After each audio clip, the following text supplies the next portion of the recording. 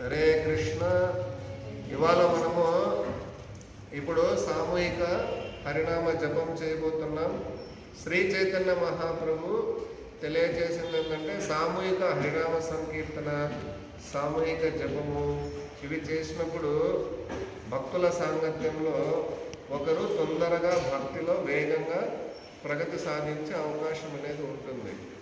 కాబట్టి హరేర్నామ హరేర్నామ హరేర్నామైవ కేవలం కలౌ నాస్త్యైవ నాస్త్యైవ నాస్త్యైవ గతిరన్యత అని బృహన్నారతీయ పురాణం నుంచి కూడా శ్రీ చైతన్య మహాప్రభు చెప్తారు.